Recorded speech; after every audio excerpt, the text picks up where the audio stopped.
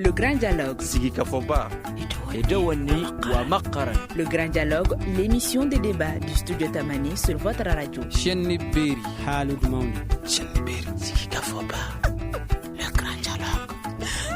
An lamɛnbaaw an b'aw bɛɛ fo ka waleɲuman dɔn bi sigi ka fɔba ale y'i sensɛn ka se sikaso an bena kuma fɛn min kan o de ye siraw kan degun min bɛ da taamadenw kan ayiwa min ye transportɛrw olu jɔyɔrɔ be se ka kɛ juman ye o walew la walasa ka kuma kan wele bilalen do maa saba ma maa fɔlɔ ale ye siyaka usman kulibali ye n'ale ye plateforme min sigilen do walasa ayiwa hadamadenw o ni nafolo olu ka tɛmɛ ni taama ka se ka nɔgɔya cogoya min na sikaso mara la yan nɔ siyaka tarawure ale ye jagokɛla ye sikaso yan yaya kulibali ale ye transporteur ye sikaso yan ne yɛrɛ ye muhamadu ture ye an b'aw ladɔniya k'a fɔ ko nin jamukan ye studio tamani ani projet mali justice ka jɛ ka baara de.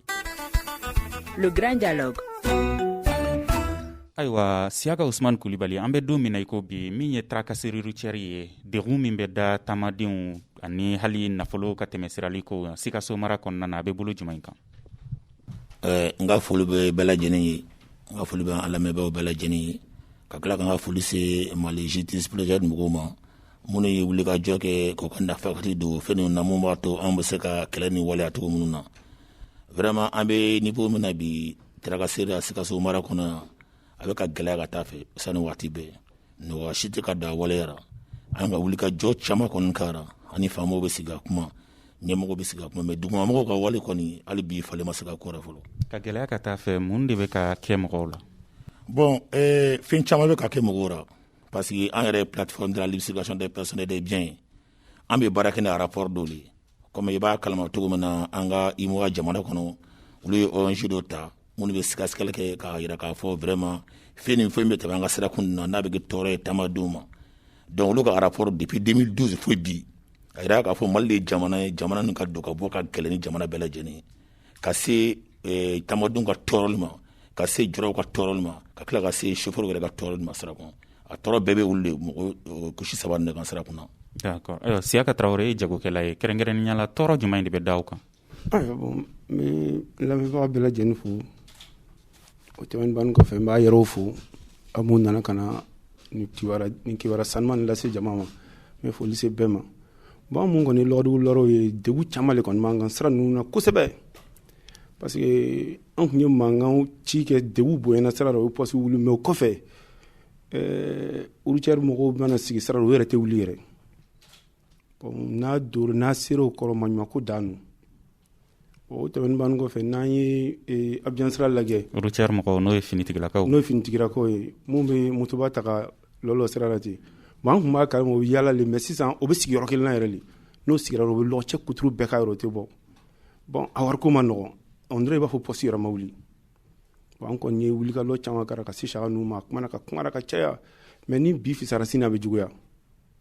o kɔfɛ sisan ni an ye sira minɛ k'a fɔ an bɛ taa Korowari sira la n'a bɛ na depuis ni lɔgɔdugula mobili yɛrɛ yera n'a lɔra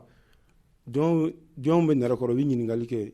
ko kaba a bɛ kɛ komi drogue le ye kaba ye san yɛrɛ b'an yɛrɛ ɲininka kaba ko na ka sɛgɛn kaba bɔrɔ dama dama dɔrɔn n'a bɛ mobili kɔnɔ u b'a fɔ 5000 5000 bon an y'a ko kɛlɛ kɛ fo kana dɛsɛra bon an kɔni ma se ka lɔ kaba yɛrɛ a tɛ sɛnɛ anw fɛ yan de wa walima kaba yɛrɛ man ka don Mali kɔnɔ wa an kɔni m'a ɲɛ lɔn quoi parce que an y'a ko ɲɛɲini kɛ ka dɛsɛra fo an yɛrɛ nana kɛ sisan an b'an taga yɔrɔ n'an don yɔrɔ de ɲini ka bɔ a ko ɲɛna bon kaba dun an bɛ kaba yɛrɛ ye kaba ye Mali sɛnɛkɛfɛn dɔ de ye Mali sɛnɛkɛfɛn na belebeleba de ye kaba ye bon an fana bɛ taa zone min na n'o ye ka daminɛ Loloni Kajolo Misɛni Furo o bɛɛ ye Mali kɔnɔna de ye bon an bɛ suman ninnu sɔrɔ o bolo de kan ka na n'a ye mais ne dora n'a ye a bɛ kɛ komi drogue le b'i bolo o ko kɔni ye degun y'an yɛrɛ kan kosɛbɛ an kan ka degun fila kɛ fo kana dɛsɛra bon kuma lasurunya la an bɛ bɔ kuma na yɔrɔ la fɔlɔ nin de bɛ fɔlɔ sani kuma wɛrɛ cɛ. Ayiwa Yaya Kulibali aw transporteurs fana dun degun jumɛn bɛ da aw kan. Lamɛnbaga jama bɛ fo minnu bɛ k'a lajɛ minnu bɛ k'an lamɛn Mali transport birama a ko ka gɛlɛn komi faamaw yɛrɛ b'a kalama cogo min kɔ an bɛ ka sigi fɔ caman kan ni sanfɛmɔgɔw cɛ mais dugumamɔgɔw bɛ k'an ka baara tiɲɛ bi na n'a fɔra ko Mali mobili bɛ règle la e tɛ règle o ka fisa k'a fɔ e bɛ règle la quoi cogo di parce que e règlement bɛ wari min sara règle dan kelen m'o le sara transport kɔnɔ a fɔra ko i ka papier minnu ta ka baara kɛ transport kɔnɔ o papier min b'e bolo wari min tɛ papier denw bɛ wari min sara papier ma mɔgɔ kelen de sara ne tɛ se k'o sara u b'a fɔ ko bɛnkan de b'olu ni mɔgɔw cɛ k'olu tɛ papier kɔrɔ u bɛ bɛnkan de la ko sariya ko tɛ ko wari k'olu hali kunu an kɔrɔ an bɔra kuma dɔ la o kɛra kunu an kɔrɔ an taara o kuma dɔ la ko bɛnkan tɛ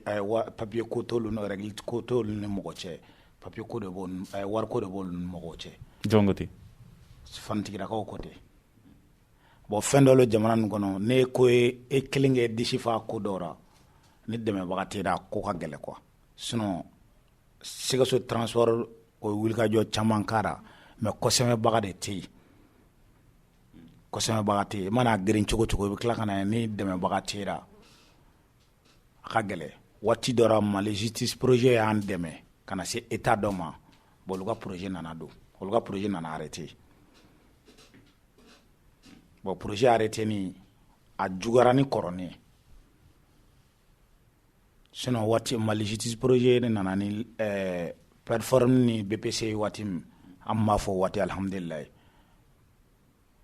n da bɛ se ka se mɔgɔ damadama ni mɔgɔ lura olu kun wuli ka jɔw kɛ o yɔrɔ la i ko ko an bɛ don min na i ko bi k'a ko juguyalen don k'u ko olu ta tɛ sɛbɛnko ye olu ta ye wariko de wari in aw bɛ joli ɲɔgɔnna sara bon sisan ne e ka papier dafan no e ka papier dafan tɛ an b'a daminɛ mɔliden na ka taa mɔli bara an ka minikari minnu bɛ tɛmɛ ka bɔ ka taa Buwake yan fan fɛ ne bɛ bɔ i bɛ 100 sara ne bɛ don i bɛ 400 sara bon fɔlɔ an tun bɛ min dɔn mɔlibara bɛ na 200 di i bɛ taa ka tagali la mais bibi na 600 dɔw yɛrɛ 1000 o ye polisiw ye o dɔn n'a ta yɛrɛ n'a taara se ka ɲɔgɔn digi ka bila yɔrɔ min na mɔgɔ tɛ se ka prix kelen fɔ tɛrɛmɛli de bɛ yen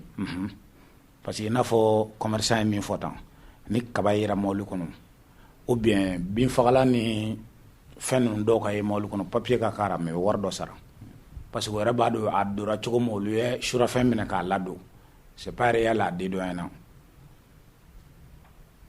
o b'o arrangement fana minɛ lɔgɔdugujɔ mɔbili bɛ se ka 30 000 di douane na bon n'a fɔra ko k'o bɛɛ bɔ commerçant kun i bɛ taa mun feere sugu la ka segin an ye transporteur an ɲɛ b'a bɛɛ la an ɲɛmɔgɔ minnu bɛ an fana bɛna fɔ olu ɲɛna bon a bɛ tan finalement an kun sɛmɛnen no plateforme de la en ce moment plateforme coordinateur min tun bɛ yen bon a kun tɛ se baara nin na ce moment Saka kun tɛ yen ça a été Saka tun bɛ fan wɛrɛ Saka kun tɛ plateforme na a waati an bɛ an ka baara bɛɛ kɛ moi-même personnellement n tun bɛ n ka baara dabila plateforme mɔgɔw o bɛ se k'an dɛmɛ baara min kan kama mais tiɲɛ yɛrɛ coordinateur min tun bɛ yen a tɛ se k'an ka baara kɛ a kɛra komi mɔgɔ min bilara ka na ko ka tarakaseri kɛlɛ o nana tarakaseri développer jamana kɔnɔ. D'accord, donc aw bɛ bɛnnen don kelen min kan o de ye k'a fɔ ko tarakaseri in a tɔ bɛ ka juguya de ayiwa Siyaka Usumani Kulibali mun de bɛ k'a tɔ juguya donc fɛn fɛn k'a tɔ juguya o de ye an ka texte ninnu labatobaliya ye c'est à dire jamana bɛ lahala min na agent fana bɛ profiter o lahala la k'u ka baara ninnu kɛ mais an bɛ ka fɛn bɛɛ kɛra an kɔni b'a lɔ n'an kɔni ma sa a kɔni bɛ ban parce que ale bɔra ka min fɔ MJP ma baara jɔ mais plateforme ka baara le kun sonsora fɔlɔ ka da kan celle de veille ninnu ka formation ko kama parce que a nana ye poste yɛrɛ agent ninnu tɛ fɛ ka celle de veille ye an ka celle de veille fana olu fana tun bɛ sɛbɛn min b'a jira k'a fɔ i kan ka se ka facilitation kɛ i bɛ taa mɔgɔ nɔ intervention na o k'a lɔ e yɛrɛ bɛ se ka fɛn min fɔ an kun ye baara sonsori k'olu ka formation kɛ depuis janvier baara kun jɔra an tilara olu ka formation bɛɛ la an ye Kucala kɛ ka Buguni kɛ ka Sikaso kɛ donc Kucalakaw olu ni Sikasokaw fara ɲɔgɔn kan olu ni Kudikaw fara ɲɔgɔn kan Kucala Sikasoko ni Kajolinakaw fara ɲɔgɔn kan Sikaso yan an taara Bugunito Kucala kɛ an ye texte bɛɛ yir'o la an ma n'u bɛ sara cogo min a bɛ kɛ cogo minnu na mais hali kunun an ka CLDV taara postera u bɛ ka problème sɔrɔ ni agent ye agent k'a bila o kun na n'i ye tɛ kɛ wala juguya kɛra ni mɔgɔ taara k'a bɛ lakɔlɔsi k'i ka baara k'a cogo ma gɛlɛya t'o la o mais an fana tɛ se ka sigi fiyewu k'a to olu bɛ mɔgɔw tɔɔrɔ k'an bɛ sigi k'a to olu bɛ tɔɔrɔ continuer plateforme MJP y'a ka wari don plateforme na o nana bana ni wuli u ka banaba ni wulila min kɛ olu ye baara sonsori bana coronavirus o bana wila bara sonsoro mais o tɛ se k'an ka bara sonsoro u tila ka wuli ka jɔ an bɛ se ka minnu kɛ bana kɔnɔna na parce que an y'a jateminɛ o ye mesure dɔ de fɔ poste la ko k'o kɛ pour que bana bɛ kali mais bana nin yɛrɛ n'i y'a juguya tɔ a bɛ juguya poste min yɛrɛ e bɛ taa carte 5 minɛ k'u bɛɛ jɔ ka taa accoutrement kɛ poste la o bɛɛ jɔ o bɛ se ka mesure ma respecter o tɛ jɔ fo la pièce b'o bolo o ka wari sara sinon mais e bɛ se ka karifa ɲɛ kelen sɔrɔ cogo pièce t'olu bɛɛ bolo o tɛ se ka kɛ o b'a fɔ dunanw ma ka wari sara hali pièce b'a bolo o bɛ Mali kɔnɔ bɛɛ b'o kalama mais n'an k'an bɛ wuli k'o baara kɛ n'a fɔra k'e bɛ gɛlɛya sɔrɔ o la c'est que n'i y'a bila sira bɛ dire que e n'o ye complice le an kɔni bɛ yɔrɔ min bi an kɔni formera an y'an ka cellule bɛɛ former wa an fana prenne bɛ mais a ka jugu bi o ye tiɲɛ ye mais k'a tɛ ban o kɔni ye kalo ye a bɛ ban pewu a juguya in sababu ye mun ye ɲɛmaaw t'a kalama de wa walima kelen ayiwa min ye taamadenw ye olu fana t'u ka hakɛw de dɔn bon vraiment a fila bɛɛ a kelen dɔrɔn taamadenw t'u ka hakɛ dɔn taamaden bɛɛ tɛ ka hakɛ dɔn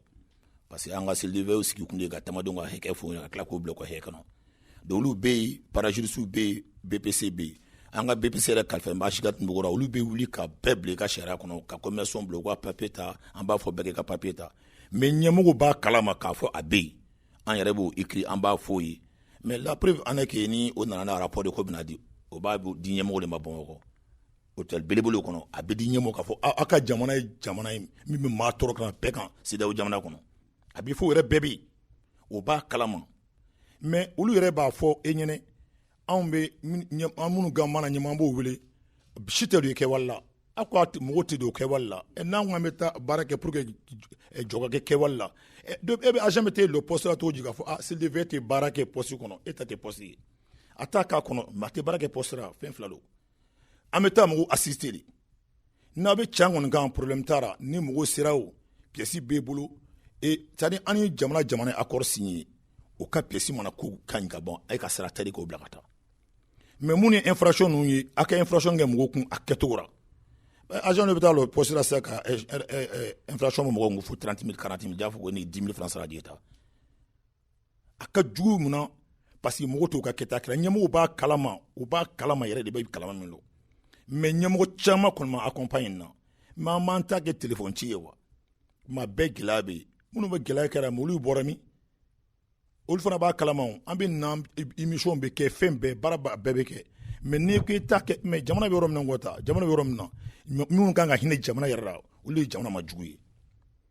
minnu bɛ don ka bɔ an ka jamana kɔnɔ sisan n'i y'a jateminɛ an dafɛ gɛrɛ jamana ninnu mankan jumɛn wuli an fɛ yan ko mɔgɔ ka sɔrɔsiw bila ka na anw dɛmɛ ne m'a mankan ye o e bɛna olu ye kari kɔnɔ to yen k'olu ye dunan kɛ ka wari minɛ ne jamana wɛrɛ mɔgɔw b'a kɛra na o b'aw ka sara la wa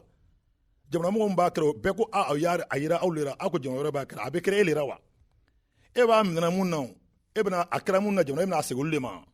e b'a minɛ e b'a don poche kɔnɔ n'a sɔrɔ o y'a minɛ anw na jamana wɛrɛ n'i y'a minɛ o la i b'a d'anw ma i la d'accord e t'a d'a ma e b'a don e yɛrɛ kun a ji ma k'e la ka bila poche kɔnɔ donc sɛbɛn tɛ di a la sɛbɛn t'a foyi t'a ko jamana wɛrɛ mɔgɔw b'a kɛra a ma kɛ e la a ma k'e somɔgɔ la e bɛ sigi cogo di kɔnɔ wari min k'o don yɛrɛ kun k'a bɛ kɛra a fɔra e ka min kɛ e b'olu kɛ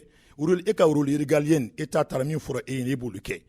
mɔgɔ si tɛ yen min bɛ se ka don faama n'a ka rôle cɛ parce que olu sigi bɛ ka contrôle kɛ ni jɛw ni contrôle jamana a tɛ kɛ laisser-aller ya ne y'o to ka kɛ wariko ye mais min misali fɔ ye turu ye ni pièce t'e bolo a bɛ ka min fɔ wuli b'a loko ye ni pièce t'e bolo e masa ye poste la ka tɛmɛ pièce b'e bolo parce que n'a pièce yɛrɛ e b'olu ladimini o parce que o tɛ fɛn sɔrɔ e kunna mais ni pièce t'e bolo e bɛ se kɛcogo la o e bɛ tɛmɛ pièce tɛ minnu bolo poste la olu ye masa ye ka tɛmɛ pièce bɛ minnu bolo parce que olu bɛ fɛ ka minɛ bɛɛ la sinon gɛlɛya jumɛn bɛ yen an bɛ taa ka sigi kuma kelen kan bɛɛ bɛ kuma kelen na mais diɲɛ kɔnɔ bi diɲɛ bɛɛ an kun Mali kɔnɔ fɔlɔ bɛɛ tun ɲɛ don bɛ sɛnɛko de la o nana nafati di diɲɛ fan bɛɛ pour que sɛnɛ bɛ développer mais diɲɛ bɛɛ ɲɛsin bɛ mɔgɔ tɔɔrɔ ma ko mɔgɔw bɛ tɔɔrɔ la mais tɔɔrɔ tɛ ka ban turi projet minnu bɛ nana ta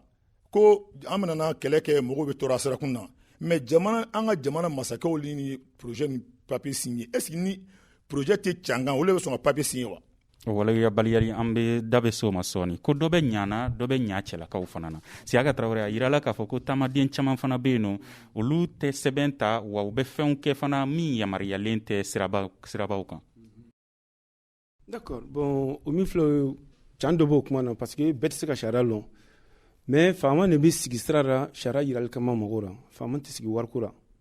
mais an ka faamaw bɛ sigi wariko de la fɛngɛ ka kuma na sisan mobili ko wala y'a ture ka kuma na mobili ko ni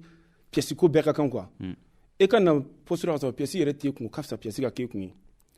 bon et puis pièce ko yɛrɛ jugumanba yɛrɛ min an balima mun bɛ sigi Côte d'Ivoire ni Burkina la ni consulat bɛ carte di o ma n'o carte yɛrɛ ne sera n'o ye Mali kɔnɔ a bɛ kɛ komi e ka faso yɛrɛ haramiya o sababu kosɔn lasiya ma ni Côte d'Ivoire carte b'e bolo walima Burkina ta b'e bolo a bɛ kɛ komi drogue yɛrɛ de bɛ kun o ko ninnu la maa mun b'a y'an bɛ yaala jamana ninnu ni ɲɔgɔn cɛ i bɛ l'espace ta ka don Burkina i ka carte b'e kun i b'o ka zone bɛɛ yaala depuis doctorat ni carte yɛrɛ dɔrɔmɛ kelen tɛ minɛ la l'espace nin fana kosɔn fana fɛn tɛ minɛ la mobili kunkɔrɔ fana i bɛ taara mako minɛ i b'a mako kɛ fo ka bɔ Burkina c'est la même chose a fɔ Côte d'Ivoire c'est la même chose mais depuis ne donna an ka dugu da fɛ depuis Zega i b'a daminɛ donc bɛ mɔgɔw minɛ ka to ɲɔgɔn kɛ ɲɛnɛ non to ɲɔgɔn ka banna le chaque fois u bɛ se ka kari saba kari naani ani mobili misɛnnin minnu ba bɛ mɔgɔ minɛ ka lɔ poste la mais n'o bɛ mɔgɔ minɛ ka lɔ poste la a dun fɔra ye ko bana le bɛ bana ko de bɛ yen coronavirus le bɛ yen mais yalɔ bana a bɛ sɔrɔ poste la a bɛ sɔrɔ dugu kɔnɔ le mɔgɔw bɔnnen diɲɛ fan bɛɛ lajɛlen na ka na mais olu mako tɛ adamadenw yɛrɛ de o mako bɛ wari de la wari ka sɔrɔ cogoya min na u bɛ taa n'a ye so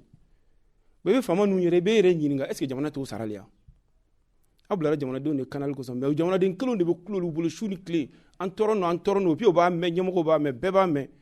mais jamana ɲɛmɔgɔw kana se ka kuma maa mun yɛrɛ bila n'o a poste na n'a b'a baara kɛra i b'a dɔn baara mun ne bɛ wari ninnu fara ɲɔgɔn ta gauche à droite a bɛ laban mun na dɛ e hakili jigin k'i ɲɛmɔgɔ lajɛ mun y'a namara ko ɲɔgɔn si ka tɛmɛ olu labanna cogo di e yɛrɛ ka ko bɛna kɛ cogo di mais o tɛ miiri nin si la quoi dan ye dɔrɔn wari ka sɔrɔ ka taa so wala e yɛrɛ bolo u bɛ yen lakana de sabatili kama wa u bɛ yen wari ɲini bon ninnu kɔni tɛ lakana sabatili kama parce que bi ma to an b'a ko kɛlɛ kɛra an bɛ kuma n'o ye ka fɛn bɛɛ kɛ bon sugu yɛrɛ kɔnɔ an ka ɲɛmɔgɔ ye saga ninnu an b'a ɲɛfɔ an tɔɔrɔ n'o sira la degun nin b'an kan nin b'an kan mais dɔ tɛ bɔ a la ni a mankan bɔnna tile fila n'o tile fila fisara a bɛ tila ka daminɛ encore mais tu vois ne ye kuma min fɔ ye sisan kabako la e yɛrɛ ka lajɛ kɛ e ka kabako nin lajɛ fɔlɔ parce que ne ye commerçant an yɛrɛ ka base bɛ kɛ an ka jagofɛnw de kan e yɛrɛ k'a lajɛ ban ye kaba can no Côte d'Ivoire bɛ kaba sɛnɛ an bɛ kaba sɔrɔ Côte d'Ivoire kana n'a ye mais Mali bɛ min sɛnɛ o fana ka ca o a bɛ i n'a fɔ kabako in kɛlen don gɛlɛyaba ye de kabako nin gɛlɛya ka bon ni fɛn bɛɛ lajɛlen ye a gɛlɛya ka bon ka tɛmɛ donc parce que fɛn bɛ projet e yɛrɛ fɛ n'a fɔra k'i tɛ se ka don n'o fɛn dɔ ye i ka jamana kɔnɔ c'est n bɛ n yɛrɛ ɲininka a ko la quoi an dun ka balo sɔn caman bɛ malo kɔfɛ kaba lo mais kaba kɔfɛ u bɛ aw sɛgɛn ni fɛn wɛrɛ jumɛn bon kaba kɔfɛ o ka teli k'an sɛgɛn ni fɛn min ye o kɔfɛ fo n'o kɛra ni samiya bɛ na sisan baga mun bɛ na jamana kɔnɔ baganw binfagalanw ni insecticides voilà fo n'o kɛra olu ye n'o à part ça ne dora u bɛ fɔlɔ ka fɛn ɲininkali kɛ o de ye kaba ye n'o don ko tɔ ninnu bɛɛ i b'a ye solution b'olu bɛɛ la o parce que o ko ninnu yɛrɛ deli parce que ni kaba yɛrɛ i kun dɔrɔn o bɛ ɲinɛ fɛn yɛrɛ tɔ bɛɛ kɔ solution in na est ce que arrangement t'a dɔw la ka d'a kan a yirala fana i n'a fɔ k'a fɔ ko a yamaruyalen tɛ baganw ni hadamadenw ka fara ɲɔgɔn kan ayiwa mobili kelen kɔnɔ ka boli ko nka jagokɛlaw b'o kɛ waati dɔw la bon o man ca mais a bɛ kɛ mais a man ca mais a ka teli ka kɛ sira min yɛrɛ la kuma barani a ka teli ka kɛ sira min na kosɛbɛ o de ye kucala sira ye parce que o siraw la bagan bɛ na ka bɔ yen ka caya i b'a sɔrɔ tuma dɔ la n'an taara n'an y'an ka mangoro ni fɛnw feere i natɔ ne ye misi sɔrɔ i bɛ misi ta bon tuma dɔ i b'a sɔrɔ i ka misi ta o k'a sɔrɔ e y'a yɔrɔ mɔgɔ damadama sɔrɔ olu fana bɛ kɛ mobili kɔnɔ i n'o bɛ ɲagami mais tuma dɔ la n'a nana n'o ye ne sera n'o ye bon chauffeur mun b'a kɛ ka caya n'olu bɛ surunya parce que olu ka mɔgɔw jigin ayiwa an da bɛ se compagnie de transport ni transporteur olu bɛ wale min sigi sen kan olu jɔyɔrɔ ye min ye nin wale in kɛlɛli kama ayiwa transporteur Yaya Kulibali bon an jɔyɔrɔ ye comme kɛlɛli ye nin ko kama bon an wulila ka jɔ k'an jigi sɛmɛ plateforme la comme olu nana ko la libre circulation est leur bien mais san'a ka se plateforme ma transporteur yɛrɛ jɔyɔrɔ bɛ se ka kɛ mun de y'a la bon an jɔyɔrɔ kɛra min an wulila ka jɔ de moi man ka kɛ ɲini nin ko la quoi parce que a fɔra jamana ko ka tagabolo min ta an y'o tagabolo ta maa y'ale bi gɛlɛya b'an ka baara la bon kuma bɛɛ ka an bɛ wuli ka jɔ kɛ an bɛ ka ɲɔgɔn ye tɛmɛ an ni ɲɛmɔgɔw cɛ walasa ko nin bɛ se ka nɔgɔya cogo min n'an ye ɲɔgɔn ye kɛ waati min a bɛ kɛ comme o waati de dɔ farala kan i b'a fɔ k'an n'o ma ɲɔgɔn ye kɛ an kun nana kɛ an tɛ kalo 2 kɛ n'an ma responsable wele ka sigi a kuma na ni cinquantenaire kelen na yan bon an bɛ k'a ye dɔ tɛ ka bɔ a bon an yɛrɛ tun nana disposition de ta n ko an b'a kɛ ni mankan sira ye k'an ka nisɔngoya jira bon transporteur nana fɔ ko projet dɔ nani don n'o ye plateforme dɛmɛni kama mais yan'o cɛ est ce que transporteur bɛɛ lajɛlen kelen kelenna b'a ka hakɛ dɔn ani minnu t'a dɔn yali u b'a ɲini k'u ka hakɛ dɔn wa bon fɔlɔ Sikaso yan an b'a fɔ transporteur bɛɛ tun t'a ka hakɛ dɔn o tun bɛ yen mais an filɛ yɔrɔ min na ɲɛfɔli ni fɛn caman fɛ mɔgɔ caman bɛ k'i ka hakɛ dɔn fɔlɔ i bɛ se k'a fɔ Sikaso transporteur tɛ sɔn nin ma maana o ka don ka bɔ cayara wali jamanaw na sisan mɔgɔ caman bɛ k'a dɔn transport n kan k'a kɛ tan an kan ka taga ni nin tagabolo ye bon a fana agent tɛ anw bolo Mali poste si la min b'a fɔ bon karimasina transport kɔnɔ i kan ka taga tan min b'anw bolo poste la dɔrɔn transport la i bɛ nin sara o kɔni bɛ yen mais transport tagabolo ye nin ye o t'an bolo poste la sisan komi Siya Kulubali ye kuma kɛ. I bɛ se ka hakililajigin kɛ o la transporteur yɛrɛ ka jɔyɔrɔ bɛ se ka kɛ min ye transporteur ka hakɛ ye min ye siraba kan boli la. bon n bɛ se ka hakililajigin min k'o la transporteur ka hakililajigin ye min ye an ka ɲɔgɔn ladɔnniya transport tɛ taga nin kɔ o puis fana an bɛ to ka ɲɔgɔn regrouper min kɛ ka fɛnw kɛ ɲɔgɔn kun o de y'an ka laɲini an bɛɛ ka se ka baara nin tagabolo dɔn parce que n'i tɛ baara tagabolo dɔn ko caman bɛ yen a bɛ sɔrɔ quoi. d'accord ayiwa Siyaka est-ce que e bɛ se ka hakililajigin kɛ transporteur ka jɔyɔrɔ bɛ se ka kɛ min ye tracasserie ninnu kɛlɛli kan siraba kan. transporteur ka jɔyɔrɔ fɔlɔ ye a yɛrɛ ka kɛ règle la fɔlɔ parce que ni e kɛra règle la i ka kɛlɛ bɛ taa a nagasiman di a ka jɔyɔrɔ fɔlɔ ye faso ye sɛbɛn minnu ɲini a fɛ k'a ta mobile k'olu de ta faso ye sɛbɛn min ɲini a fɛ k'a yɛrɛ k'a ta muso k'a fɔ a ma k'ale ye transporteur k'a yɛrɛ bolo parce que sariyaw de b'a kɔnɔ loi baara digɛrɛ ninnu baara an ka bɔ o sira fɛ an tun bɛ informel la ka tɛmɛ informel la donc a nana fɔ ko ka conseil malien des transporteurs cɛ sigi min kɛ a na ye tɛ se ka don bureau kɔnɔ i tɛ k'o membre ye tant que i ma na kɛ hɛkɛ kɔnɔ f'i ka t'e yɛrɛ enregistré gouverneur la i ka t'e ka NIFU ta i ka registre commerce ta i ka agrément ta i ka carte professionnelle sɔrɔ a bɛ sɔrɔ ka fɔ i ma k'e ye transporteur ye donc vraiment bi sigiyɔrɔ 100 na mɔgɔ 60 kɔ kɔni y'o carte ninnu ta ka o yɛrɛ bila dans le formel maintenant a filanan ye jumɛn ye o ka kan ka ɲɔgɔn ladɔnniya fo an ka kibaruw jansan an ni ɲɔgɔn cɛ parce que i bɛ min fɔra n'i tɛ ka hɛkɛ yɔrɔ la ka gɛlɛn transporteur baden de bɛ mun ta ka hɛkɛ lɔ sɛbɛn ninnu bɔra hali n'a y'a ɲɛfɔ ye parce que secteur min don a kalanbali de ka ca i k'o lafaamuya sɛbɛn ninnu kan faso fana tɛ sɛbɛn bɔ ka mɔgɔ bila min bɛ transporteur wele ka na k'o former k'a fɔ informer ko an ye nin bɔ a kan ka boli nin kan o b'a di an yɛrɛ dama ni ɲɔgɔn ma bon syndicat baara filɛ n'i ye mɔgɔ ye comme e ka ye chauffeur pour que i ka chauffeur sɔrɔ k'a sensibiliser i ka sɔrɔ chauffeur min bɛ chômage la minnu bɛ baara o ta formation sɔrɔ tant que ne bɛ baara ye n tɛ information caman kɛ an y'a kɛ chauffeur kun a kɛra transporteur kun bɛɛ k'i ka da i ka hɛkɛ lɔ mais i ka hɛkɛ lɔnni kɔfɛ n'i ye sera poste la k'i bɛ ka hɛkɛ de fɔ i ka sariya de fɔ e de bɛ kɛ kuma caman tigi ye parce que e b'a dɔn fɛn dɔ bɛ wari ɲininan na ka lɔ kuma caman na ka wari t'a bolo a ma nɔgɔ a ma bon u bɛ bi kuma cɛ ye dara agent dɔw yɛrɛ bɛ yen kuma dɔ c'est à dire u ka baara a bɛ bɔ u ka baara yɛrɛ u ka baara ye min ye u t'a ɲini k'a faamu yɛrɛ u yɛrɛ t'a ɲini k'a faamu vraiment transporteur jɔyɔrɔ ye fɛn na fɛn ni kɛlɛra o ye olu ka kɛ sariya kɔnɔ pour que ne sera ye mais et puis i b'a dɔn an ka masakɛ ninnu bɛ min fɔ k'o bɛ fɛn kalama mais ni e ma e ka fiɲɛti ta e tɛ carte transport sɔrɔ mais o waati wari bɛ taa min o b'a dɔn ɲinan an ye 100 sɔrɔ an ye 150 sɔrɔ an ye 200 sɔrɔ segi dɔ far'a kan an bɛ 100 sɔrɔ an ye 50 sɔrɔ segi a tɛ taara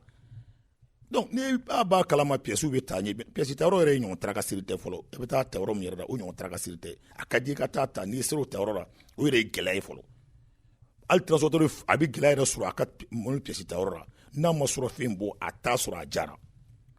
tellement il y a une lourdeur administrative i mago bɛ papier ni Mali de kɔnɔ i b'a mɛn ko provisoire mɔgɔ bɛ se ka yɛlɛn provisoire ka san kɛ a tɛ wari sara waati de bɛ Mali de kɔnɔ i b'o ye o t'o ye jamana si la o bɛɛ ye gɛlɛya ye parce que an bɛ gɛlɛya sɔrɔ jamana wɛrɛw la an bɛ gɛlɛya sɔrɔ an yɛrɛ fɛ yan a ko la donc vraiment an jɔyɔrɔ ye fɛn caman ye a ko la mais an yɛrɛ jɔyɔrɔ tɛ respecté an ka faamaw fɛ k'a la olu ɲɛ bɛ wari nin de la or wari nin filɛ olu bɛɛ jateminɛ n'an bɛɛ bilara an ka sariya kɔnɔ walayi n bɛ kelen fɔ ye Ture jamana ɲɛmɔgɔ a tɛ sariya si ta jamana kɔnɔ min bɛ jamanaden tɔɔrɔ a t'o kɛ diɲɛ kɔnɔ mais dɔrɔn a dira minnu ma ko k'a waleya u b'o sago de kɛ sariya la kasi hakili jagabɔ kɛ an ka député ka sigi hakili jagabɔ k'a fɔ bɛna sariya ta min bɛ jamanadenw tɔɔrɔ olu dun sigilen bolo jamanadenw de ma a tɛ kɛ fiyewu mais sariya tali bannen kɔ a bɛ di mun ma k'o k'a waleya olu b'o sago de kɛ mun t'a kɛcogo ye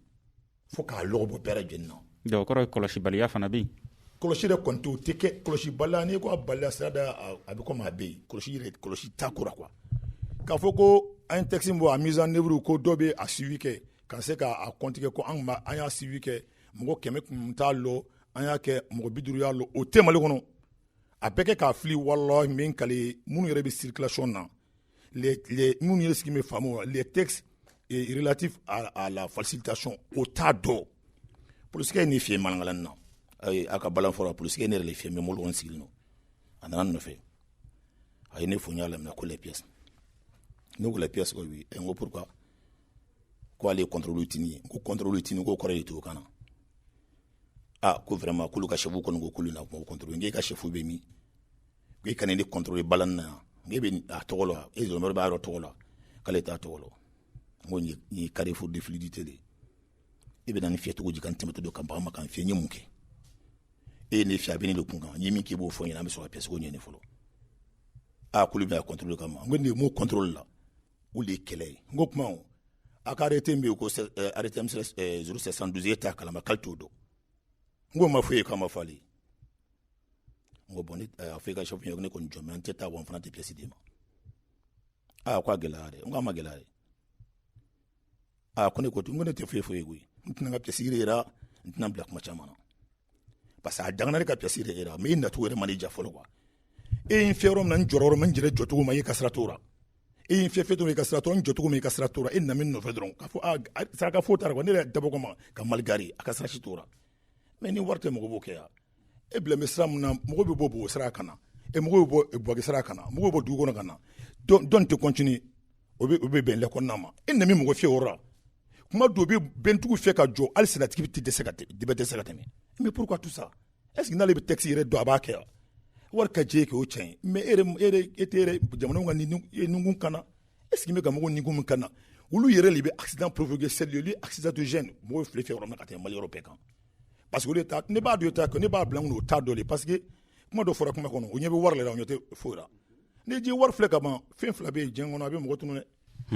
fɛn fila bɛ diɲɛ kɔnɔ a bɛ mɔgɔ tunu dɛ Siyaka Traoré jagokɛlaw fana jɔyɔrɔ bɛ se ka kɛ mun ye a kɛlɛli la bon jagokɛlaw jɔyɔrɔ bɛ se ka kɛ min ye ko yanni kɛlɛli la o de bɛɛ fana ka papier ta parce que jagokɛla ko fana filɛ nin ye bɛɛ fana tɛ jago papier ko ni ɲɛlɔn koyi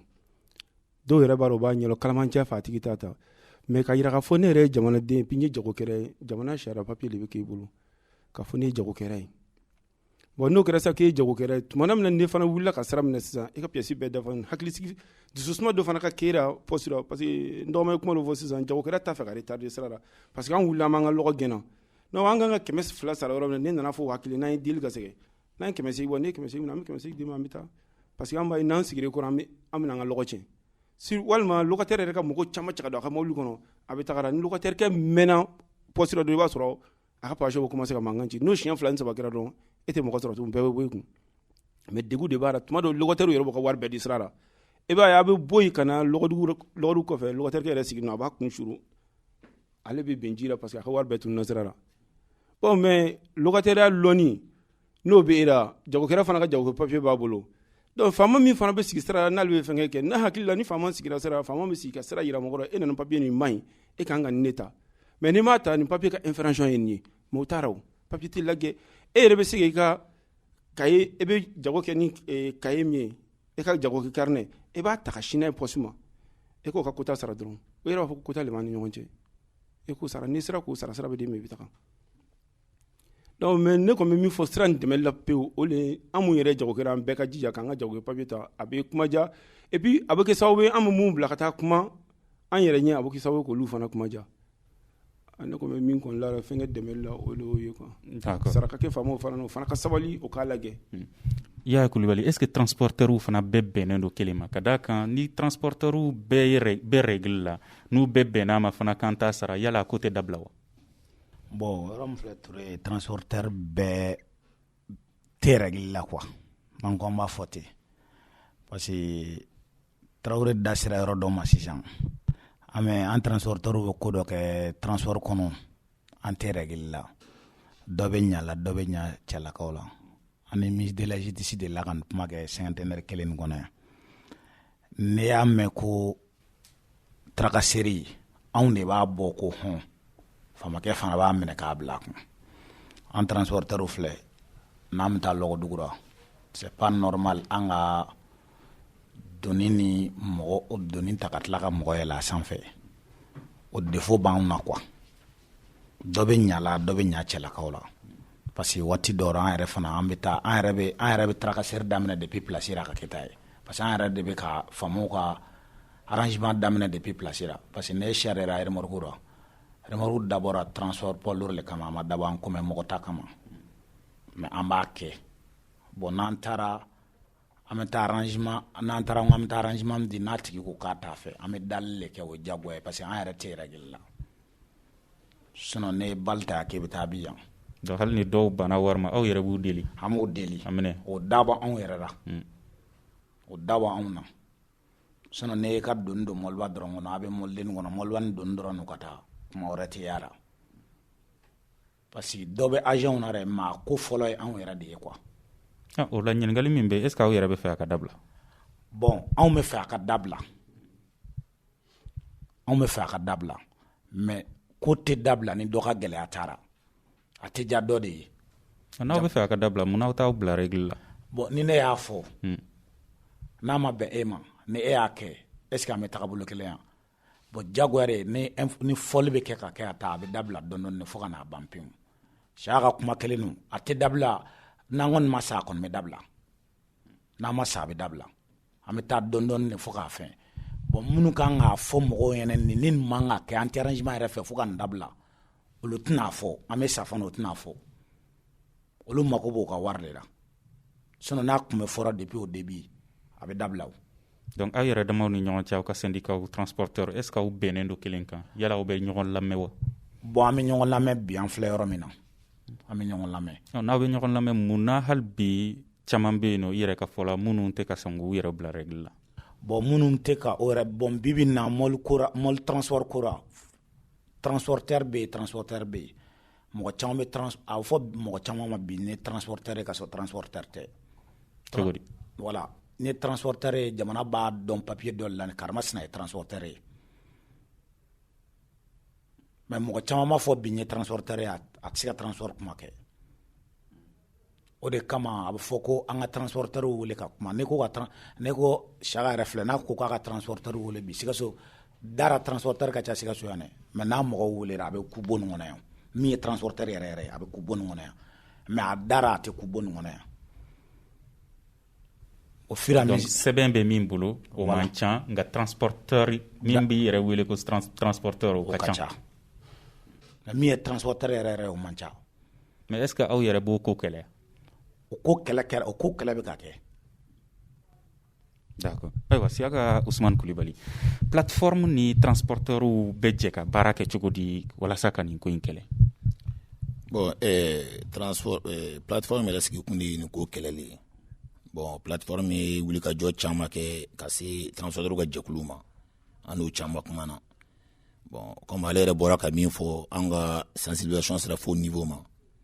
i bɛ taa sɔrɔ mɔgɔ tamolu de yɛrɛ gɛlɛya ka ca ni don tamolu ninnu ye bon mɔgɔ tamolu ninnu pièce ta man ca mun na parce que olu bɛ jogo de fali jogo dɔ de la olu kan ka pièce ta o tɛ pièce ta olu bɛ taa passager de sacrifier pièce ninnu na parce que mɔgɔ tamolu ninnu caman b'o le kɛ n'olu ye mɔgɔ ta ka se ka ban n'o taara u bɛ taa n'u ka kɛ ka taa d'agent ma o agent bɛ bɛn o b'a agent bila ka don mobili kɔnɔ ka ban parce que agent bɛna passage ninnu jigin ka wari minɛ passage fɛ bon n'o b'o minɛ olu fɛ ka ban ale yɛrɛ y'a ta ka ban ale ma contrat honoré parce que e yɛrɛ ye transporteur an b'a fɔ ye n'i ye mɔgɔ ta sariya la un point A i bɛ taa jigin un point B i y'a ta tuguni i bɛ taa jigin tele i y'a ta nɔgɔyara to i b'a jigin nɔgɔyara a man ka gɛlɛya sɔrɔ i bolo ka d'a kan ale yɛrɛ min bɛ mobili kɔnɔ fɔlɔ n'a ka hakɛ dafalen b'a kun a diyagoya k'a défend mais an ka chauffeur ninnu car chauffeur ninnu u n'a apprenti ninnu apprenti yɛrɛ de bɛ ni agent ye mɔgɔ ka pièce minɛ sisan k'a fɔ ko a ye Côte d'Ivoire pièce b'a bolo dɛ nin b'a bolo dɛ can tɛ kuma minnu na ka taa k'o kɛ kɔngɛrɛ kɛlɛ y'u bolo ka na a cɛ ye wari sara an ka taa sa a ka wari sara an ka taa ka to ka passager acculer hali ni passager min jɔra k'a t'a sara to bɛ k'o sun numolo kɔnɔ cɛ bɛ se ka nin ban wa mɔgɔ min ban wari sara an ka taa wari sara donc olu yɛrɛ tɛ sɔn diɲɛ kɔnɔ ba n t'a lɔ intérêt m'u bolo dɛ olu yɛrɛ mɔgɔ ta a ye min fɔ olu mɔgɔ ta olu tɛ sɔn diɲɛ kɔnɔ vraiment olu ka taa fɔ ko an ye passager ta an ka se passager protéger o y'olu ka défaut ba de les compagnies de transport là o tɛ transport o tɛ passager ta diɲɛnaja protéger o bɛ passager to agent ninnu bolo o b'o manipuler. Est-ce que sani u ka passager u ta yɛrɛ u b'a ɲɛf'u ɲɛna u ni sɛbɛn min kan kan ka taama kɛ. E yɛrɛ ye passager de mɔgɔ kan k'o fɔ e yɛrɛ ɲɛna wa adamaden i bɛ kɛ cogo ye mɔgɔ kɔni bɛ taama pièce tɛ ye bagan de ye o. mais caman bɛ yen nɔ u ma kalan mais est-ce que o bɛ ɲɛf'u ɲɛna. kalanbaliya tɛ e ka voyage pièce ko la o ka bɔ pièce ko o sirin tɛ kalan balo o sirin bɛ yɛrɛ ka adamadenya de la o i bɛ voyager hali fɔlɔ minnu tun bɛ voyage ka yɛlɛnka so kan o b'a fɔ ye ko yanni i ka voyage i bɛ ka yɛlɛnka so labɛnni ka sɔrɔ hali an ma se voyage man bolo kɔnɔ e de bɛna taa dugu la fɛn min kan ka k'i bolo ko en cas de perte e bɛ ye o ye i ka pièce ye o kan ka kɛ i bolo au minimum mais ni pièce yɛrɛ i bolo a kɛra komi diɲɛ kojugu bɛɛ de kɛ ne tɛ segin kuma na n t'a segin n tɛ segin a kuma na. mais n bɛ segin a kan hali bi transporteur n'u m'o o yɔrɔ sinsin o kan est ce que olu fana tɛ se ka kɛ sababu ye ka siganamɔgɔ walima kelen ka maa ta maa min fana tɛ maa ɲɛnama ye wa. o kɔni o tɛ hali ye maa ta maa tɛ ɲɛnama ye dɔ sigi b'a contrôler kama kɛ n'a tɛmɛna segi hali il est complice transporteur ka kun b'a ye ka taali ko la an bɛna jɔ k'an bɛ olu ɲɛɲini i bɛna passer bɛrɛ de sɔrɔ ka taa mais n'a taara n'a sera e ma ɲi e mun ye agent ye faso ye ka wari di e ma kama ka fɔ i ka mɔgɔw lakanda mɔgɔw siga min tɛ mɔgɔ lakandani ye k'olu minɛ ka jigin bon o nana ka na ne yɛrɛ bɛ mobili kɔnɔ o nana mɔgɔ 5 Burkina bɛ olu ka ko pièce t'olu bolo o y'o tɔgɔ sɛbɛn ka taa n'o ye o taa 200 sara pièce t'a bolo a bɛ taa 200 sara o sariya jumɛn de bɛ yen diɲɛ kɔnɔ sans pièce ka taa wari sara o sariya jumɛn de bɛ yen ne ma sariya ye o pièce b'i bolo a dati fara wala n yera ma dati fara i bɛ wari sara mais a t'i bolo fiyewu mun b'a yira k'e ko ne ye Saka Kulubali mun b'a yira ko ne ye Saka Kulubali pièce tɛ ne bolo ne y'a fɔ e police kɛ ala minɛ k'o sɛbɛn carnet kan un agent assermenté je n'ai pas de pièce quel est ton nom Madu Kulubali b'o sɛbɛn ka taa lɔ sisan Madu Kulubali 200 de ta e bila kɔnɔ e cɛ wasa ka taa a ye boli mais ele vagabond ele bɛ so don an ka jamana kɔnɔ ele bɛ vagabond don an ka ele fɛn bɛɛ kɛ e ka wari nɔfɛ parce que e tɛ ka contrôle kɛ en professionnel. i y'a yira ko plateforme sigikun yɛrɛ ye nin kɛlɛli la a b'a kɛlɛ cogo di. ni an bɛ na min an bɛ fɛ an bɛ jogo mun kɛlɛ an b'o fɔ ye ka tila k'a kɛlɛ cogo f'u ye donc ne ye maa ta ka se poste la pièce t'a bolo i ma seereya sɔrɔ e ka se ka quittance o tigi tɔgɔ la en cas de recherche i k'o tigi wele k'a fɔ champion dɔ tun tɛmɛna lahala min fɔra a bele ka cɛle maa ɲini ka d'a ma fo e ka pièce sɛbɛn ka d'a ma cɛ nana taa pièce sara o bɛna don mɔbili kɔnɔ ne ko cɛ ma n'o bɛ don mɔbili kɔnɔ tɛ don ko mun na mais pièce t'u bolo fo t'u bolo an t'o dɔn mais an bɛ nin baliku 5 bɛna an minɛ k'an ɲagamu sira la cɛ kumana ne kulo kɔrɔ ko ne ka sabari ko pièce b'olu bolo ko de ka taa n sigi n taara n sigi o mɔgɔ 5 bɛ o ka pièce bɔ ka di ne ma garanti Burkina bɛ lo vaccination b'u bolo fɛn bɛɛ ko mais n'olu ko pièce b'u bolo o ɲangati ka jugu ko pièce t'e bolo o da y'a fɔ ne yɛrɛ ɲɛna je suis témoin depuis mi CMT kari kɔnɔ n bɛ taara Bamakɔ a Buguni mais o jugu min yɛrɛ c'est à dire k'a fɔ an bɛ taa ka sigi agent yɛrɛ bɛ min kɛra wariko yɛrɛ tɛ fɔlɔ dɛ ale yɛrɛ ka baara a t'a dɔn quoi parce que ne ko a t'a kɛra ne b'a a t'a dɔn de quoi sinon e bɛ se ka tellement c'est méchant que i ka mɔgɔ ye pièce t'a bolo e ka wari minɛ a fɛ k'a bila ka taa enquête tɛ k'a kan foyi foyi. d'accord plateforme jɔyɔrɔ. bon plateforme kolora sisan an ye CLDV formé ka taa agent gɛrɛfɛ ni pièce tɛ min bolo o k'olu lajigin ko k'an kɛ démoralité kɛ ni pièce tɛ minnu bolo ni pièce bɛ minnu bolo o k'olu labila ka taa u ka sira fɛ ni minnu ka pièce date banna o ka infraction sara an y'olu fɔ ɲɛna et puis ne nana infraction na ni infraction mun fɔ maa ɲini a k'a sera i k'a kita sigi ka d'a ma a ka kɛ sariya kɔnɔ i k'a d'a ma e n'a bɛnna kan mun na an t'o dɔ dɛ faso ye bila mun n'i bolo kɛ e man ka faso serment prêter ka taa bɛnkan wɛrɛ ni mɔgɔ ye o faso ma bɛnkan ɲini fɛ e n'o bɛnna minnu ye baarakɛ ɲɔgɔn ye le social la a tɛ ban mais ka social bila baara yɛrɛ ɲɛfɛ o de ye baara tiɲɛ a b'o fara o bɛnkan parce que tu sais que transformable ninnu nana ka ban hali pièce tora kadi prise dɔrɔn bɔ fo tora ni ma o bɛ sin ka kayidi o bɛ sin ka sɛgɛji kɛ a bɛɛ bɛn passage kan plateforme nakun de ye minnu dafalen don u ka pièce dafalen n'u bɛ ka tɔɔrɔ sɔrɔ taama sira la k'olu lafasali kɛ an nakun y'o de ye i ka pièce dafalen don i bɛ ka tɔɔrɔ sɔrɔ jamana kɔnɔ taama sira la an bɛ nakun ye k'e lafasali de jura minnu ka pièce ma dafa an bɛna kuma kɛ min ye jan b'a kuma kɛ k'a fɔ i bɛ sɔrɔ fɛn b'o kuma taara i bɛ bɛn règle ma jura ma ka baara kɛ pour que an bɛɛ ka lafasa sɔrɔ an na kun bɛɛ lo de parce que jura fila ale taa logo sangana kana jɔ poste la a kan ka ne logo sugu la dimanche lundi bɛ y'a sɔrɔ logo ma logo bɛ ji bɔra a tɛna en quantité a tɛna en qualité an consommateur ma génie u bɛ sɔrɔ tarakasɛri dɔrɔn fɛ nafa foyi tɛ mun na an da kun ye k'o le kɛlɛ poste la il faut que Asian ka faamu u ɲɛ bɛ seli de veille minnu na u n'an tɛ k'o kɔrɔtɔrɔ ka baara dɛ u nana u bɛ waleya mun kɛra n'a bɛ fɔra k'a bɛ kɛra kana lagɛ canu n'a bɛ kɛra n'a bɛ kɛ u ka ɲɔgɔn jɛmɛ k'a dabila kɛlɛ taara foyi foyi taara u ka ɲɔgɔn dɛmɛ dɔrɔn parce que là euro yɛrɛ galen de l'État la an tɛ se k'olu dévier ka bɔ u ka contrôle la on peut pas dévier les agents de la mission mais les gens croient que contrôle ni sécurité li kelen contrôle ni sécurité cɛ ka jɔ ɲɔgɔn na fo ka tɛmɛ a cɛ ka jan ɲɔgɔn na donc an bɛ min fɔ ka gɛlɛya o la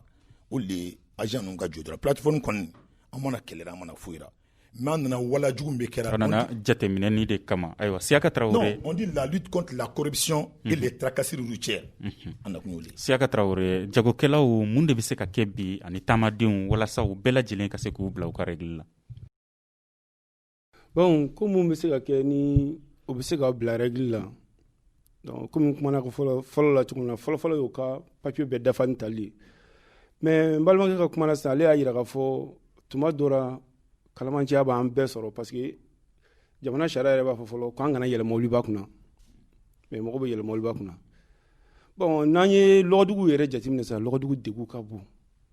mɔgɔ kelen kan ka se ka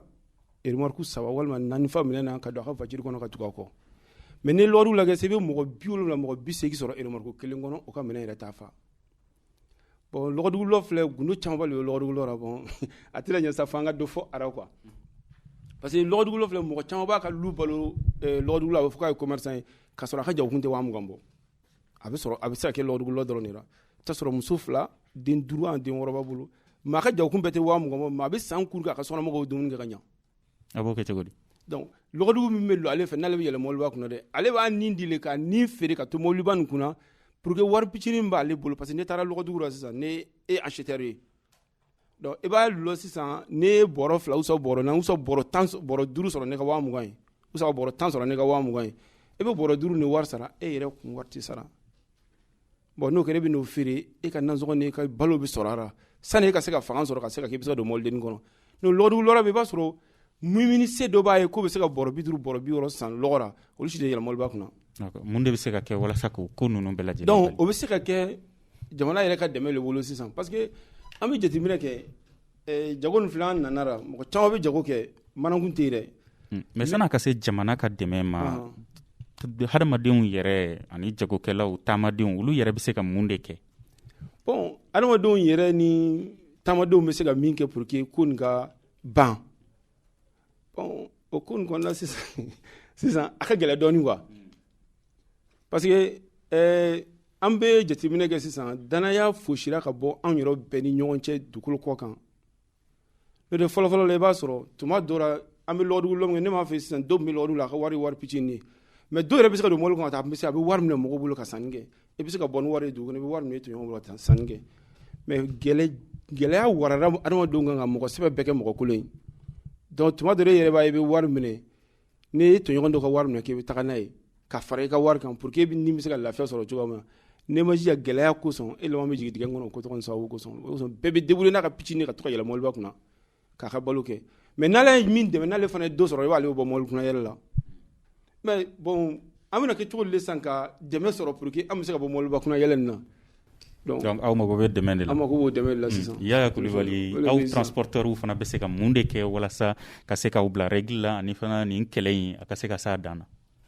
bon an transporteurs bɛ bila règle la fɔlɔ walasa an ka se ka wuli k'an bɛ nin kɛlɛ kɛ fɔlɔ quoi parce que n'i y'a mɛn ko i bɛ wuli k'o kɛ disi fa kora o b'a sɔrɔ e yɛrɛ ka ɲi ne yɛrɛ ye yɛrɛ bila norme na bon ko caman kɛlɛ bɛ e bɛ se k'e disi fara mais ne tɛ norme na ko ka gɛlɛ quoi an bɛ min fɔ transporteur bɛɛ ɲɛna n'an sera ka an bila règle la ka se k'an ka baara k'a kɛcogo la plateforme nana fana ka na fɔ k'a bɛna an dɛmɛ ni dɛmɛ cogo min a ko k'an bɛɛ k'an bila règle la n'an y'an bila règle la olu b'an kɔkɔrɔ mais ni mɔgɔ min dafanen tɛ dɛmɛbaga tɛ la dɛ e ko ka ko kɛlɛ kɛ mais e yɛrɛ tɛ règle la est-ce que jɔn bɛ t'e dɛmɛ